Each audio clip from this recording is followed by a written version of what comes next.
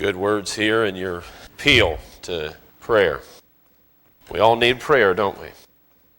Some for things that are considerately serious and some for things that may not seem as serious to others, but if you're the one suffering, it's serious to you, isn't it? So we all have reasons that we might need God to touch us. Appreciate how we opened up here, this good spirit we felt. And then our children singing. Thank God for children. You appreciate having children around. You can appreciate that if you're used to children, for sure. I appreciate having them around. Whenever my wife and my girls are gone for some reason, if they go out of town for something, every now and again, they go to Akron for something that I'm not able to go, or every great once in a while, Destiny goes to Evansville to see the family and she takes the girls with her and I'm not able to go. First day or so, it seems pretty nice around the house, Joe. It's pretty quiet and not much going on and peaceful. After about 24 hours of that, I start to get irritable. Where's my little faces and little feet? And where's the noise? Where's my kisses and hugs and all the rest that comes along with having children running around the house?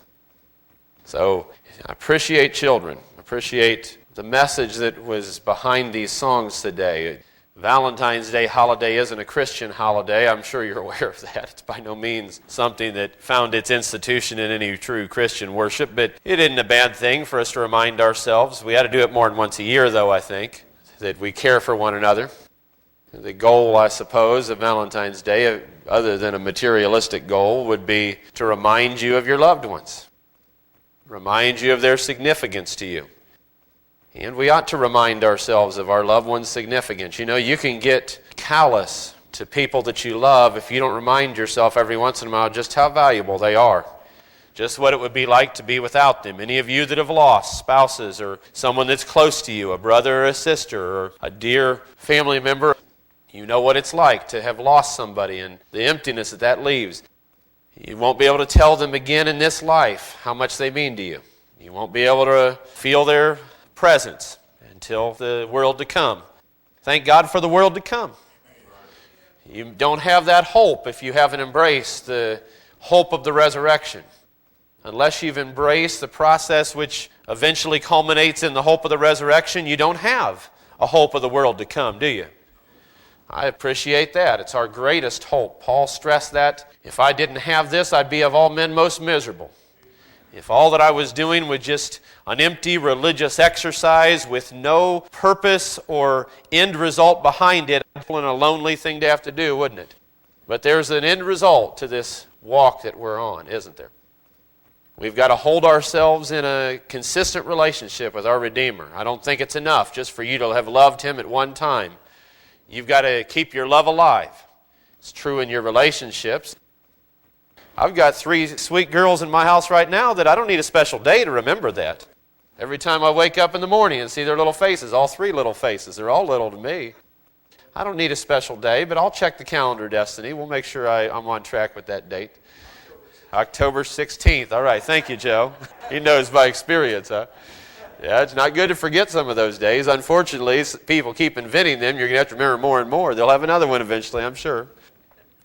Those aren't godly created days. God wants us to remember the love that we have for one another on a daily basis. We ought not just to have a holiday once a year that we can remind ourselves of that. But the greatest love that you need to remind yourself is of the love from that one that came from up above, like the song says. Oh, for the love of God and the love of His precious Son, Jesus. As much as I appreciate human love, the intimacy of an emotional relationship with someone who truly knows you, you know, God knows you better than any human being.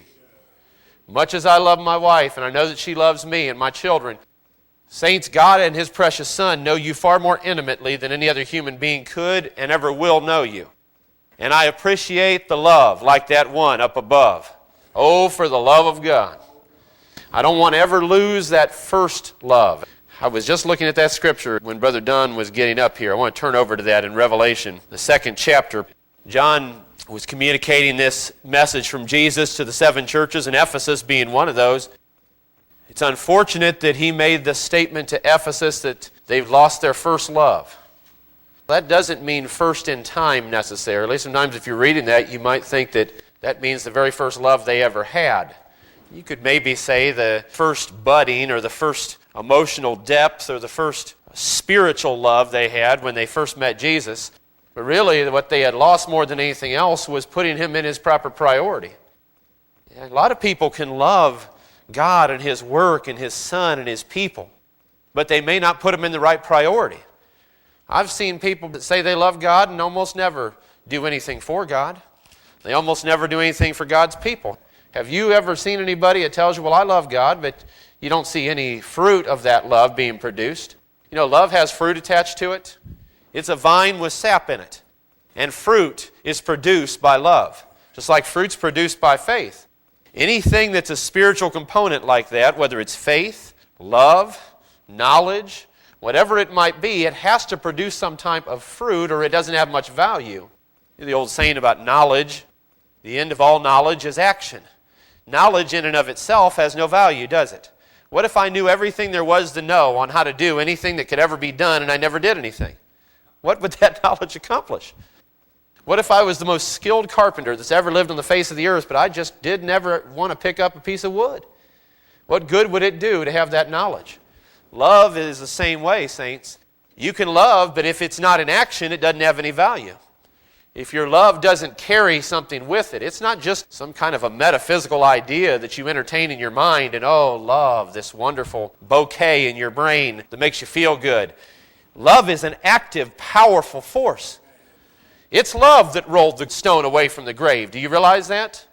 It was love of God for His Son that rolled that stone back. It was love of Jesus for you and I that enabled Him to live a life that would roll the stone back. Now, you know He wasn't released by the stone, but the picture behind the fact that He was resurrected. It is love, and love is a dynamic and a powerful thing. It's not something we ought to just think about philosophically.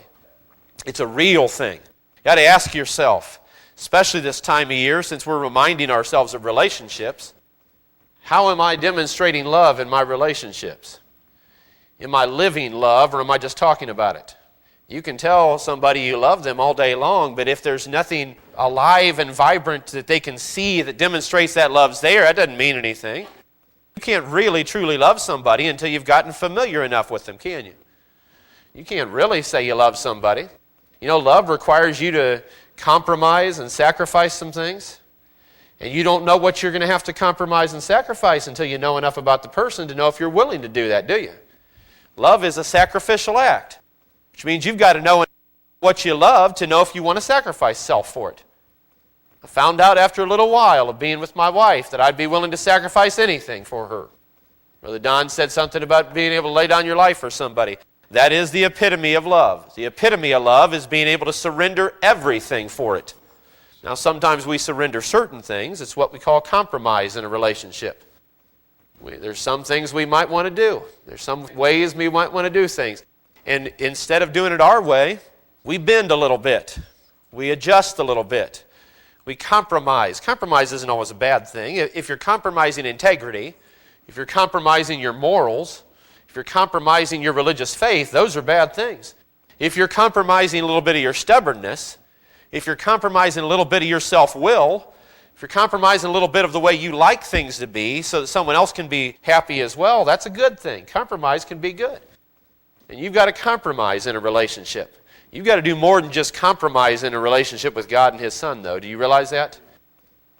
Jesus isn't going to meet you where you're at in terms of a permanent relationship. He'll come get you wherever you're at, but He won't leave you there. He'll come get you wherever He has to find you, no matter how deep and dark of a hole it is. He'll come get you wherever you're at, but He's not going to stay there in the hole. He wants to get you out of there, deliver you out of that situation. He's not going to compromise Himself and go live in a hole with you. You're going to have to get out of the hole if you want to go on with God. You're going to have to give up some things. You're going to have to surrender some things. It's a far more intensive relationship than you have with your wife or your husband. You might just both need to compromise, but I'm going to tell you, God's already set it in stone how His love operates. If you want to have the love of God, you're going to have to compromise all of your own self that is in contrast and contradiction to Him. If anything in you that doesn't harmonize with God, you're going to have to adjust. You don't get to continue on the way you were and still be in a loving relationship. You wouldn't if you were in a husband and wife relationship, would you? If you knew something made somebody mad and you did it for 20 years, knowing it makes them mad, doing it intentionally, what kind of love is that? Well, you don't do that with the Lord either, do you? It's not just a compromise with God, it's submission. Now, we submit one to another in a marriage relationship. It's not just a one-way thing. You submit one to another. There's some things you'll give up. There's some things your spouse will give up. But when it comes to God, it's entire submission on your part. He already did the greatest thing He could do to reach down and bridge this gap. There's a big gap between us and God. There was a great gulf fixed, just like in the parable of the rich man and Lazarus. There was a great gulf fixed between you and God. He reached far further than you'll ever reach. You'll never match the span of the reach of God when He reached down from third heaven and touched you wherever He found you. The distance that God reached from third heaven down to this guttermost position you were in is far further than you could ever reach, surrendering everything that you are. So when you surrender all that you have and all that you are, in terms of your personal will, you haven't even begun to make up even a tiny fraction of the span between you and God. That's just what should be your reasonable service, isn't it? That since God reached so far, He did reach very far down to get you and I, didn't He? I know how, and I'm still strong-willed, and I still like to have my own way about things. One of these days, I'll either submit to God or I'll have to submit to God. You right now, I do believe, have a choice to submit yourself to God, and you'll be in a far better place if you'll submit yourself to God than if He has to take you through a process so you can learn submission. I'd rather submit willingly than have to be taken through a process to learn submission. The process will be a lot more difficult than you giving up your will a little bit. But that's part of what an appropriate relationship is. But when this letter was being communicated to the church at Ephesus, it's a sad thing if you were to go back to the first chapter of the letter to the Ephesians. Melanie, it might be the 15th or 16th verse of the first chapter. Paul is actually complimenting the church at Ephesus. What does it say, Brother Renz?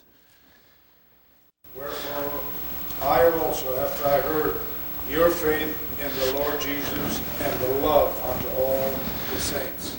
Yes, thank you. Paul was writing to the Ephesians, and he was complimenting the church at Ephesus and saying, I heard how powerful your faith was. I heard about your love unto all the saints. You realize this is the very same church that Jesus is making this statement over here in the second chapter of Revelation about how they lost their first love? Isn't that a sad state of affairs? It was one of the churches that Paul complimented in particular about the depth of their love and their faith. You know, a generation can change a lot of things. That letter to Ephesus was written somewhere in the 60s. John, according to my opinion, wrote the book of Revelation sometime in the 90s. That's about 30 years from the beginning of that time in the 60s AD, before the fall of Jerusalem. They were a church full of love and service and care for one another and had a strong, abiding faith. Time, one generation passed is all that it took for that church to slip enough that they had to be corrected for their lack of love instead of complimented for the fullness of it. Isn't that a sad state of affairs? We've got to be careful, saints. We've got to be careful. We've got to pay attention to where you're at. Pay attention to where you're at. Are you losing your first love? Is there anything that would cause you to disengage? I use that word a little bit differently. You know, when you love somebody, you intend to marry them, you get engaged to them, don't you? But you know, when you decide that you're starting to lose interest, you disengage. That's not quite the word we use, you break your engagement. But that's really what you're doing. You're emotionally disengaging from the person. It usually starts off by somebody slowly creating a distance. Do you know what happens when you start not wanting to be with somebody anymore? Well, you don't spend as much time with them, do you? You don't give them as much attention. You certainly don't tell them all the time how much you love them. And to go deeper than that, you certainly don't show them all the time how much you love them.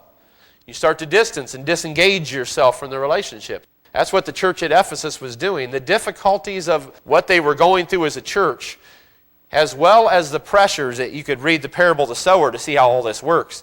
The pressures and the distractions of the world around them, as well as the difficulties they were going through, caused them to start disengaging from their first love. I want to read exactly how he said it here. He says, unto the angel of the church of Ephesus write, These things saith he that holdeth the 7 stars in his right hand, who walketh in the midst of the 7 golden candlesticks. That's Jesus.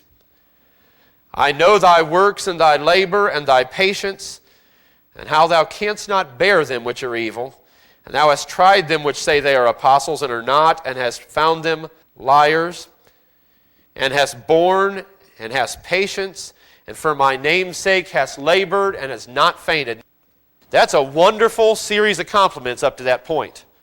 Those people had suffered for Christ. They'd gone through terrible tragedy and difficulty for Christ. And you know what? Know something, saints?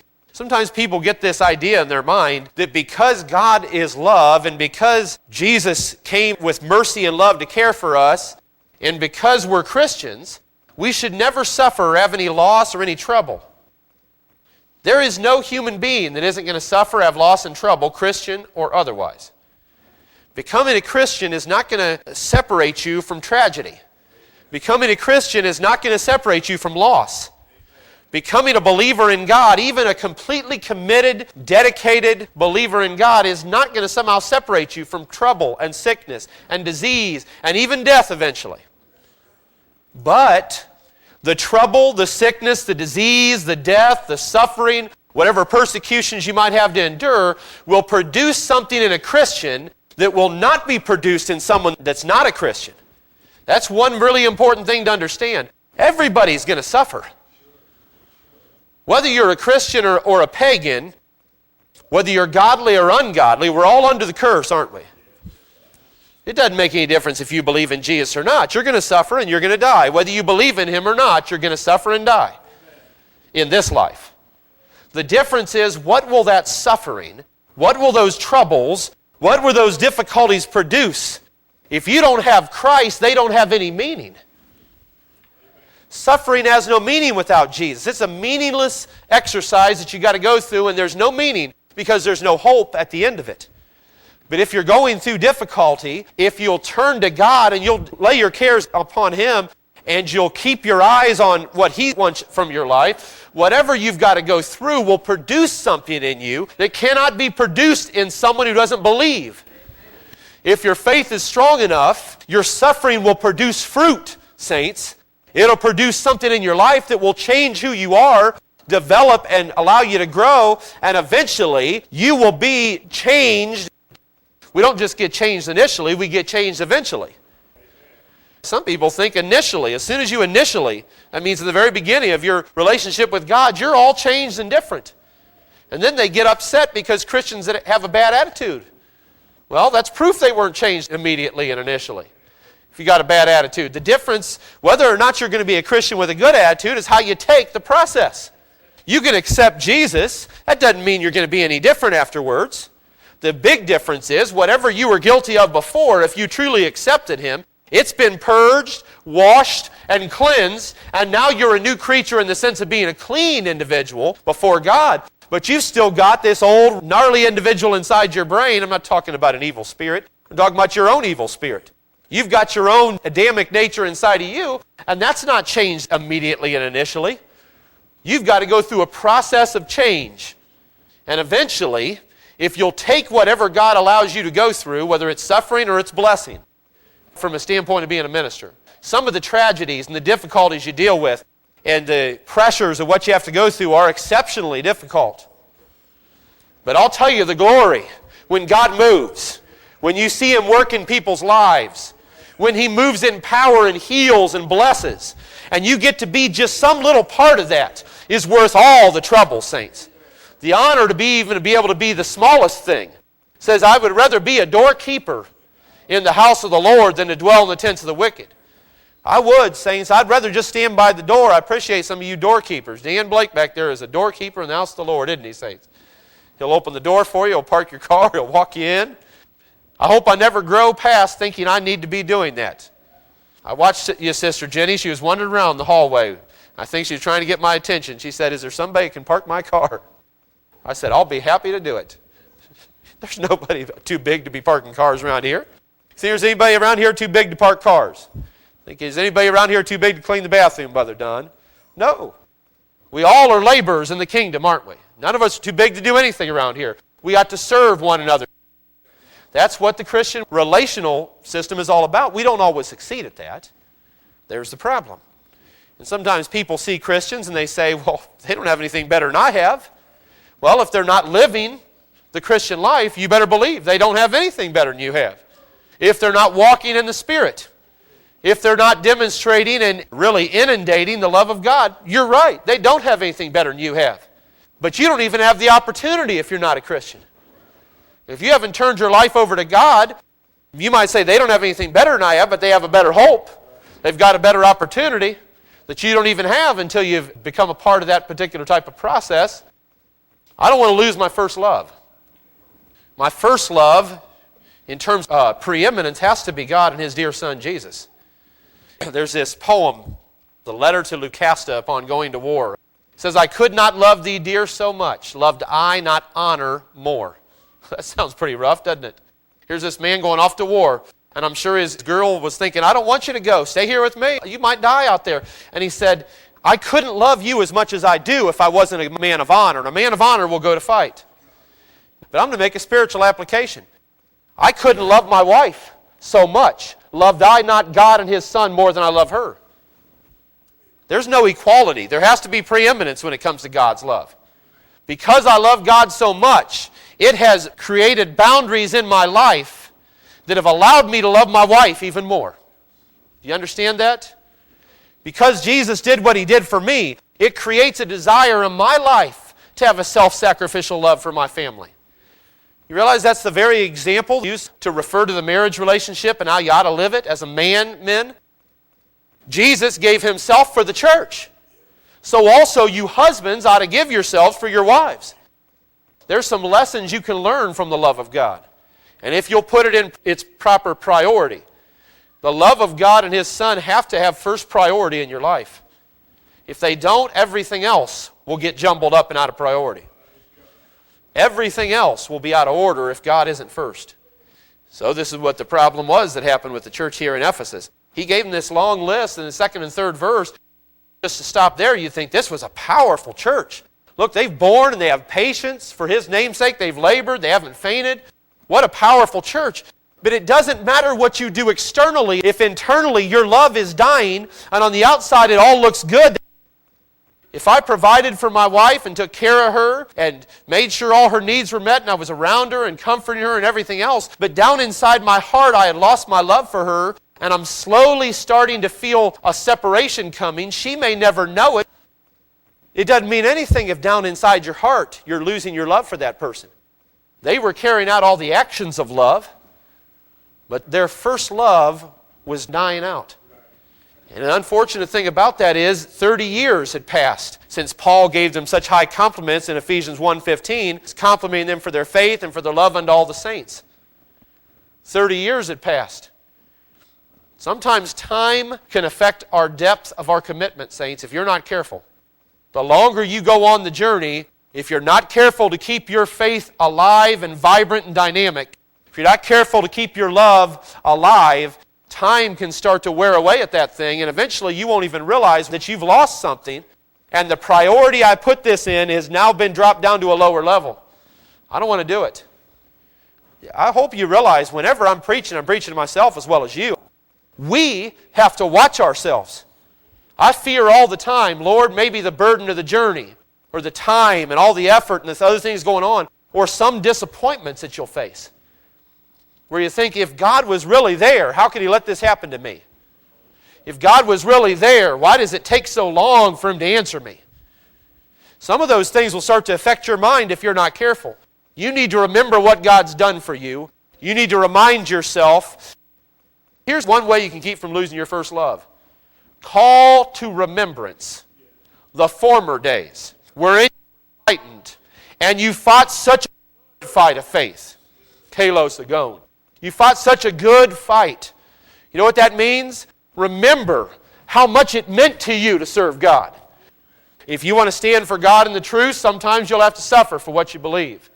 And that suffering will be a demonstration, a declaration of your love. If you love God enough, you'll be willing to go through whatever it takes to be true to Him. This Ephesian church went through all that. They did act out love. But somewhere inside their heart, they were losing the connection. And it is a fear that I have, saints, that generationally that'll happen. Not just our assembly, but to any church. That generationally things can change. that as the next generation comes on the scene, they will not have the vision of the generation that was before them. That we are a holiness people, separated unto God for a special work. That we need to hold ourselves separate. Now, you can be flexible in your definition of what that means. I'm just talking about old-time holiness. And a lot older than Wesley, as much as I like Wesley. I like John Wesley, but far older than John Wesley. I mean the holiness that goes all the way back to the time of Abraham, Isaac, and Jacob, when God made the statement to Abraham that you ought to be perfect, Abraham, and sanctified and separated unto me, and He told the children of Israel, you are to be a holy people, separate from all the rest of the people of the earth. Doesn't mean you're off in a cave, doesn't mean you don't let people in, doesn't mean you become elitist. This idea that we're better than anybody else. The only thing that makes you better is Jesus. You didn't make yourself better, but because of Jesus, you want to be a holy people. Because of Him, we want to live a clean life. That's what a spouse does. If they're faithful to the one they love, they keep themselves pure and clean for that person, don't they? So I don't want to lose my first love, and that's what he says next. He says, nevertheless, in the 4th verse, I have somewhat against thee, because thou hast left thy first love. What a sad thing to say. They left their first love, saints. I don't want to lose my first love. I'd hate to get to a point where the priority that I have for God somehow gets lessened by distraction or anything else that would cause me to deprioritize Him at the top of the list. I don't want to do it. And you can lose your desire and your drive. There's a desire and a drive that has to drive you forward in terms of the things of God, that has to move you towards His throne and not away from it. There's a lot of things that can cause you to lose your first love. You can lose your love for the brethren because you've been offended by something. You ought to, every now and again, make it a point of making sure you're clean and clear with everybody else. You ought to make sure you go to people and say, look, if I've ever done anything to hurt you, please let me get it straightened up. If you start to feel a strangeness between you and somebody, don't you think that'd be a good idea to go find out why that is? You start to feel some uncomfortable feeling between you and that person. Don't you think it might be wise to try to straighten it up before it gets out of control? You know how you create Hatfields and McCoys? It goes on long enough, it gets so deep-seated that eventually it's never going to be fixed. You need to nip some things in the bud. Go to your brother quickly while you're in the way with him and you've offended him. Don't wait 2 years. When you think something's wrong, go fix it right now. That's how you maintain a proper relationship with people and don't let distance get created and barriers between you. So you can lose your love for the brethren. You might get offended by somebody. You might get irritated by something somebody does. Well, you're going to have that no matter where you go. You'll have that in your workplace. You'll have that in your social environment. You'll have some of the dearest friends you've ever had in your life. If we're going to do things that irritate you sometimes. You agree? Closest friend that I have in mortal flesh, mortal coils, so to speak, is sitting right back there with that purple shirt on. And if you can't figure out which one of the ladies I'm talking about, I'll be happy to let you know. That's the closest friend I've ever had in mortal flesh. You think we don't do things to irritate each other? Better fix it. Better get it right. Well, I hurt their feelings the day after Valentine's Day, and I could care less about Valentine's Day. Don't think I'm putting my seal on that. Not in terms of my wife, I mean in terms of preaching it. February 15th of 2010, we had a blowout, and we've never fixed that problem. But guess what tomorrow is? I can give some flowers tomorrow, and it's all set. See how ridiculous that is? Now, I'm talking to practical, but you need to make the application to God. If you're not right with God, now's a good time to get right. Don't wait till a special day. You know, I've heard statements made, I'll wait until I see things start to change. I'll wait until things change in the church. When I start to see a church like maybe came out of the upper room, then that'll be the time for me to straighten up and come to church. That'll be too late for you to straighten up and come to church. Do you realize that some of those Jews responded to the message? And Peter preached it in the 2nd chapter of Acts, but they were a tiny minority of Israel that came to Christ. It was a small minority. Most of Israel rejected Christ. Now, why do you think that is? If you make a study of it, you'll find out some of them were blinded by God Himself. You know, if you've stood against God long enough, you've rejected His will long enough, put your feet in, and then you said, well, when the Messiah comes, I'll straighten up. God may just leave you blind and you won't even realize that anything's going on in church when He has brought great power and glory, and you'll sit there thinking, well, I'm still waiting. and then you'll miss the boat. We are nearing the end of the plan of the God of heaven and earth. His 7,000-year plan's coming to a close. I don't put dates out there. I don't put specifics of when I think what year it's going to be. I can give you some things that haven't happened yet that have to happen. But I can tell you right now, if you're waiting for them to happen to straighten up your life, you're going to be in real trouble. Because some of them can happen in a blink. And all of a sudden it's too late. You ought to get ready while you still have time. If you're doing something in your life that needs to be readjusted, if you're not living your life in a way that would be honoring to God, or if you're not even giving your life to God, now would be the time to get your life together with the God of heaven. You don't know when your day is. This could be your day. Even if it isn't the day of the Lord, today could be your day. And if this is your day, it'd be best to get right while you still have life and breath. It'd be best to get in an appropriate relationship with your Redeemer, Holy One of Israel, while there's still time to do so, praise God. I don't want to be in a lackadaisical love affair with the Redeemer of my soul. There's a depth to this, saints. There's a depth if you'll dig down. If you'll dig down deep and strike the rock, there's deeper things in God. It's not just the surface level of some people that come to church once in a while and say, well, that was all right. You can get deeper in God. There's deeper things that God has for you than maybe what you've experienced. And you ought not to live on the surface if you can dig down deep and strike the rock. Build your house on the solid rock. Don't build it up here on the surface somewhere. You can lose your steam every once in a while too. Anybody ever lost their steam? I've lost it every now and again. Sometimes God lets me get sick. And let me stress this. Sometimes God lets things happen. And then sometimes God didn't have anything to do with it. It's saying sometimes things happen to us and we blame God. Well, God let that happen. If you think God is that micromanagerial in terms of what He's doing, then you've got a misunderstanding of at least the way I teach the doctrine of salvation. God's not micromanaging every little thing. God has set up a system that has boundaries in it. Notice what He said about the tides. He said, I've put a bound on the sea that it can't cross over the sand. He's set some laws into effect that are just there.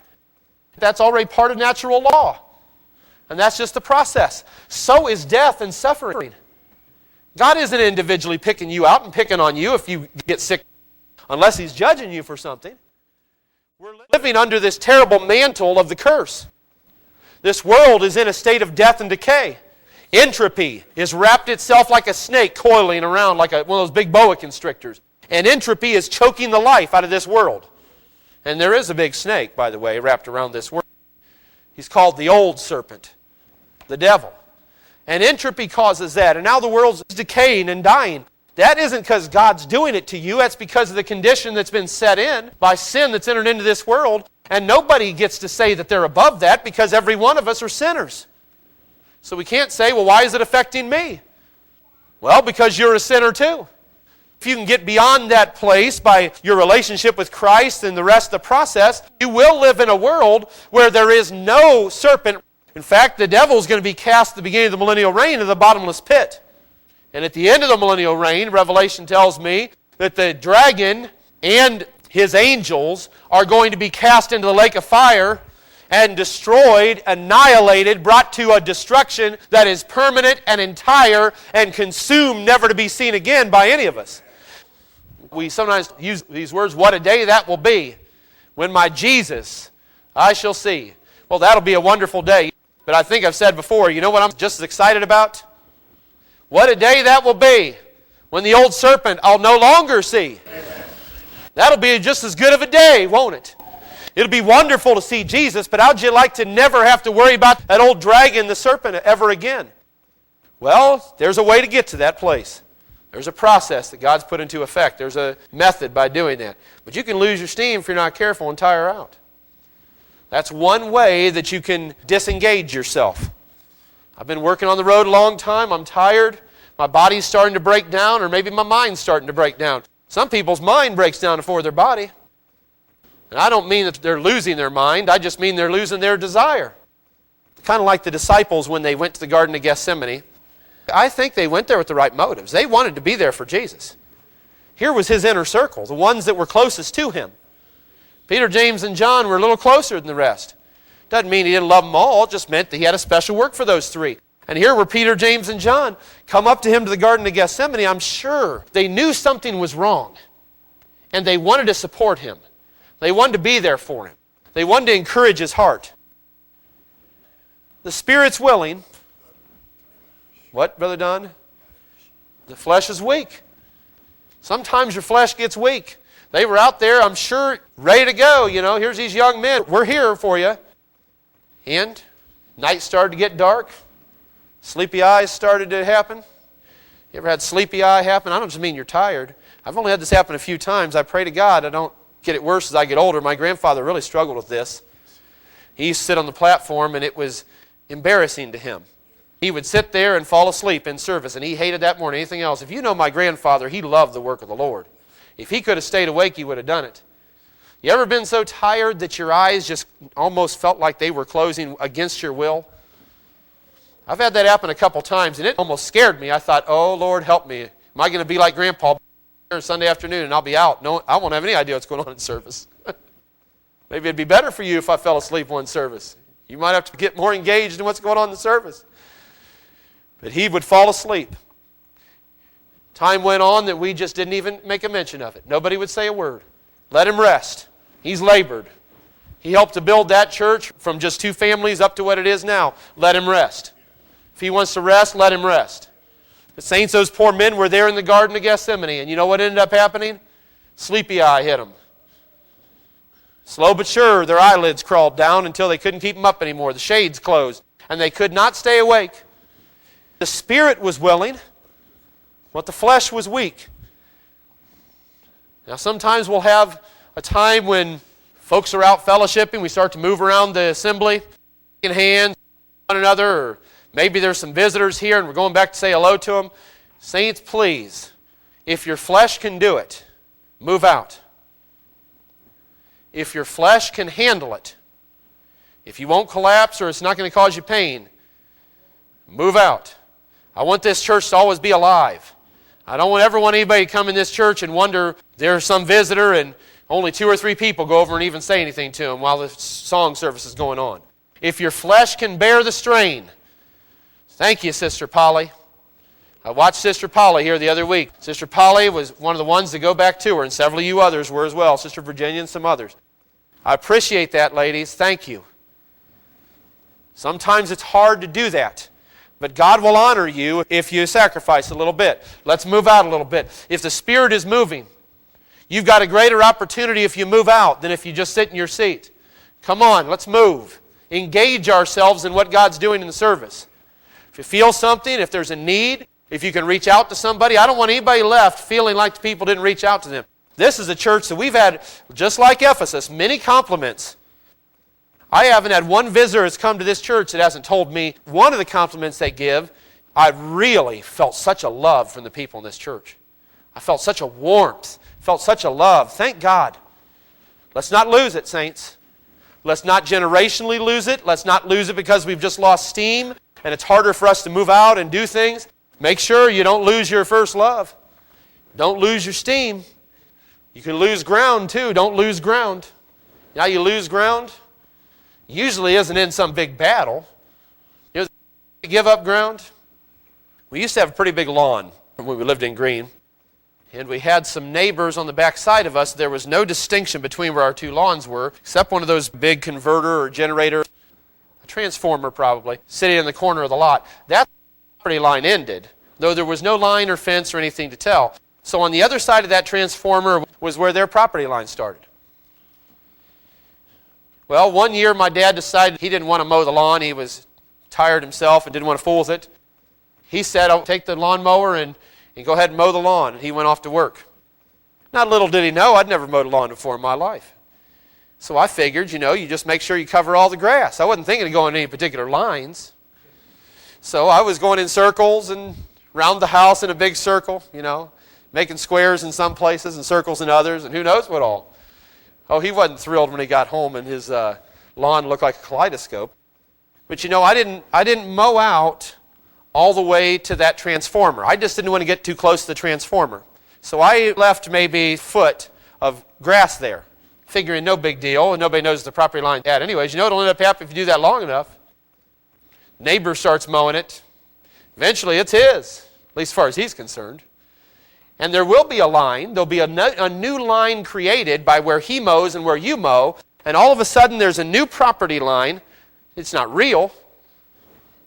You know, any ground you've lost, you can still get it back.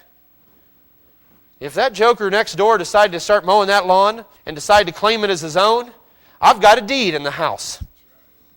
I've got a property deed that shows the lines that originally were deeded to us and tells me exactly where the barriers and the boundaries of that property are at. Starts to steal his way a little bit onto my property line, I can pull out that deed and I can say, take a look, friend, right there is where the property line ends, and from now on you mow on your side. Now that sounds pretty rough, but if you know what I'm talking about, the devil will do that to your life. He'll creep up little bits at a time and start taking over your property line. And you'll start to wonder why your inheritance is getting smaller and smaller, why you feel more confined. Saints, we've got a property deed in third heaven to the world to come. Don't ever let the adversary steal your property. Ancient landmarks were laid down 2,000 years ago, and Christ has already reclaimed this world for His Father. Don't let the adversary come creeping over on your property line. This world belongs to the saints of the Most High God. This whole earth belongs to the saints of the Most High God. And we ought to let the enemy know every once in a while, this property is ours, it belongs to us, you can't have it back. Christ took it and we're going to hold it until He returns. Now that's true generally, but it's true specifically as well. Your life, if you've given it to Christ, is the property of God. You're a bond slave to the Most High God. Don't let the enemy come in and start to steal away your joy or steal away your first love. You belong to the highest. If you allow some of those little things to start to steal away your joy or your first love, I'll tell you what will end up happening, saints.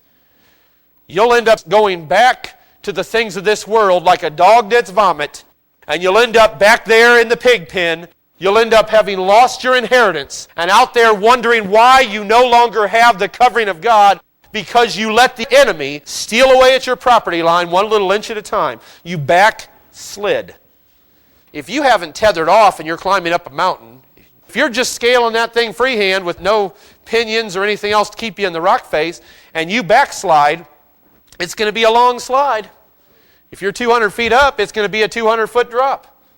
Anchor yourself every once in a while. You know what the safest thing you can do to keep your property, keep what you've taken? Drive in a nail, fasten in a sure place. Drive it in. Don't drive it into an uncertain, unstable place. Drive it into the rock. You know, when a mountain climber wants to take a little bit more height and he's in a dangerous area, he inserts what amounts to a pinion right into the rock. And then he climbs up a little bit higher. And if for some reason he loses ground or loses his hold and starts to fall, he can't fall any further than where he anchored himself. Are you following me? You need to make some anchor points in your life when you have experiences that you will never go back from that anchor point. This is ground that God took for us, and we are not going to yield an inch to the adversary. You believe that? You want to hold on to the ground God's given us? I don't want to yield an inch or a millimeter to that old adversary. We've got to keep the thing alive and moving and dynamic, because an engine that you let start to run down and slow down will eventually die. You know, when you pull start, whether it's a lawnmower or whether it's a weed eater or whatever, you pull start that thing, and a lot of them have a choke on them. If you don't turn the choke up after you've started the engine, it's going to die. It isn't sending enough energy through that to keep it perpetually going. You've got to turn the choke up a little bit until it's moving at a high enough speed to keep its momentum. Saints, this church is no different. Each one of us have a responsibility to turn up the choke when we get in here. Saints, God's power has not left this assembly. All we've got to do is turn up our personal choke a little bit, and we'll resonate with the same level of power of whatever God's moving in. An engine can run down and run into the ground, so to speak, die out, if we don't keep the choke up high enough to keep it running. We can lose our first love in that way. And then you can lose some battles that'll shock your system a little bit too. Some of them can be humiliating defeats. I appreciate David. I've been reading Most of you may know who Arthur Maxwell is. He wrote that series, Children's Stories in the Bible. It's a very well put together series of stories of the Bible for children. If any of you all don't have them, they're an excellent set to have. I have an extra set. It's just missing one book if anyone wants it. I've been reading those to my daughters, several stories a day or so. And we've gotten up now to David, where we've just got to Solomon. We just went through David's life when they went off to fight with the Philistines against Israel. They left their women and children back in town. And here was David, this mighty man of God. He had drawn to himself, and you know I love these D's, the debtors, the discontented, and the discouraged individuals. Hundreds of men came to David at the cave of Adullam, who were all in bad spirits, financial difficulty, and all kinds of problems. And out of that very bad seedbed, he created the mightiest men that ever lived in the history of Israel. Some of the mightiest, most incredibly powerful men. I told you this story before. My wife always gets irritated with me because I told her if I had a boy, I was going to name after one of David's mighty men. I still might have one. She does not want this name. You wouldn't like it either, I don't think. It meant something to them, may not mean much to you. Benaiah, the son of Jehoiada. Now, she wouldn't go for that. There's compromise, saints. That's love. As far as I'm concerned, he should be named Benaiah. She can't go for it. She thinks it's too close to the word benign, which doesn't sound too good. So, Daddy has to compromise. Benaiah, the son of Jehoiada, was one of those mighty men. Maybe he was one of the ones that were in debt when he showed up. You know, you're in debt in a world like that, there's no writing it off. You'll get killed or imprisoned for it. So some people, a good way to escape their debt was just take off out of town and join up with a mercenary camp somewhere. So some of them just showed up to the cave of Adullam thinking, I can't pay my bills, so I'll just go live with David in the cave, and good luck coming to get me. Some of them showed up in debt. Some of them showed up discontented. They just weren't happy with things as they were. Some of them were down and discouraged and despondent, just in a bad spirit. Sounds like a great bunch to create an army out of, doesn't it? Wonderful group of men, wasn't it? Sometimes we think, well, God add to the church daily as such as we would like to be saved. Did you hear how I changed the verse? There's a big difference between such as should be saved and such as we might want to be saved. I don't want you to come in because I brought you in. I don't want you to come in because somebody invited you. I hope you'll come in and feel that there's something here you can't find somewhere else, and you don't want to leave because there's something here that just is not replaceable easily somewhere else. That'd be the reason to stay, and it's more than just the message you hear. There needs to be a poignant spirit resting down underneath everything else that when you show up, if you'll attune your perception, you'll realize there's something here on a deep level that I just can't feel everywhere, and I want to be somewhere where I feel that pungency of the anointing oil of the Spirit of God applied to me. I smell the sin of a priest moving up. That's where I would want to be. Appreciate that I've had the great opportunity for spending about half of my life in that exact situation. Place where I knew there was a priest operating. You ought to know if you're going to be in the house of the Lord, there's a good priest there. We haven't always had good priests. None of us have.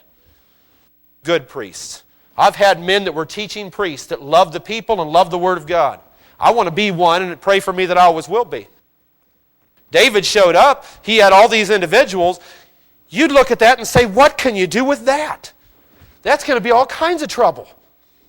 Some of them are in a bad attitude. Some of them are deep in debt. Some of them discontented. Nearly as bad as the debtors and the irritable, discouraged ones. But some people are perpetually discontented. You ever met anybody like that? They're perpetually discontented. That means it doesn't matter what's going on, they're going to find something to be discontented about. I've walked out of services in churches that you felt like the roof almost blew off the place. The power of God was there on every level, meeting all kinds of needs, and you run into somebody as you're walking out, and they have something to criticize. Maybe some of David's men were perpetually discontented. That's not a very easy thing to build with. Maybe some of them weren't just in debt, but they were slaves to the debt process. You know, there's a difference. Some people get in debt. I had a relative that got in debt because of medical bills they could have never paid in their lifetime. That's a big difference from somebody that even after their bills are paid off, you know they're going to do it all over again and all over again and all over again. You can be perpetually in debt. It's a spirit that's got a hold of you. Who knows what kind of men David had? But you know, it doesn't matter because God can take the weak things of the world and confound the mighty with them. You and I are little more than just the weak things of the world. None of us are so big and wonderful that we ought to just look at me. We're just the weak things of the world, the foolish things of the world. But He can take the weak and the foolish and confound the strong and the wise. And I'll tell you, when His power is behind it, there'll be a great witness to the fact that it had to be God, saints. It had to be God. And that's a wonderful thing. So here was David. What kind of knuckleheads did he join up with? I'm sure at first he thought, this is great. I'm all alone and Saul's after me and people are showing up. These tough-looking guys, these roughhousers. Hey, I got some people to stand with me, until you started having to deal with the problems of 300 men who all have troubles. And they all got something to complain about and problems they can't get fixed. One man dealing with 300 of them. At some point, even a pastor, you need to start delegating people to do some of the things. Not everybody can do everything. I wish, saints, I could do everything. Thank God that men are willing to step in and help and be part of the ministry of the assembly that you can delegate things to. Appreciate you, Brother Dan. Brother Dan is doing the prayer list for us now. A lot of little things like that. You can be a great benefit to your pastor. I appreciate people that get in labor under the load. I don't know if David thought he had any of those. He had a bunch of roughhousers and rabble-rousers. And here was Benaiah the son of Jehoiada. Who knows which category he fit into? Maybe he had all three problems. Maybe he had a bad spirit. He was perpetually discontented and had problems with debt. But by the time God was done with the process, it's not where you start, it's where you finish. By the time God was done with the process, one of the stories that I've always loved about Benaiah that's so colorful, not only did he smack down an Egyptian soldier that was as big as Goliath, and said he took his own spear out of his hand and killed him with it.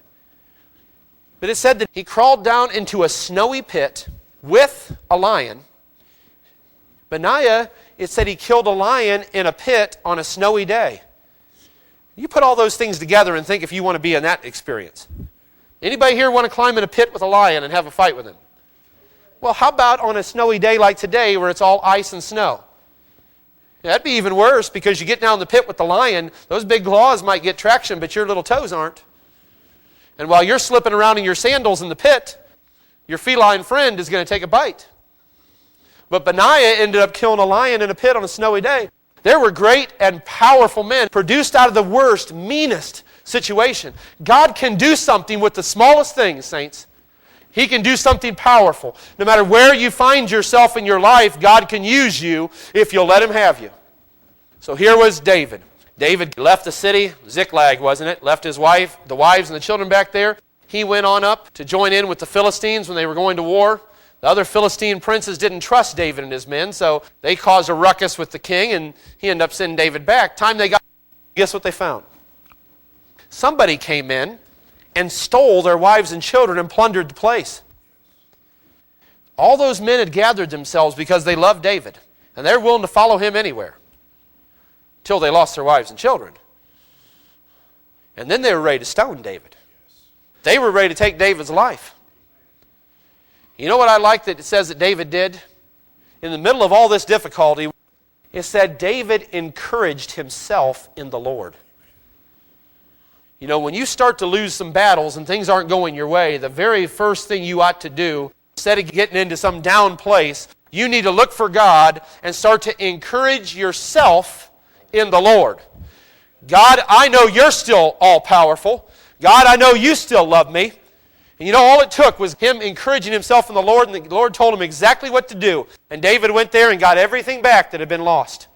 You can do the same thing if you've lost ground. You can do the same thing, saints. If you've ever lost ground, there is still a title deed. It's written in blood. That blood has never lost its power.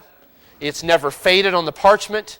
The title deed of your salvation and the property lines of your life to come are written in blood in the Lamb's book of life. Praise His holy name. And I'll tell you, I want to lay claim back to that. If the devil ever starts to talk to you, you ought to remind him, my name is written in the Lamb's book of life. Remind him of it, saints. My name's written in the Lamb's book of life.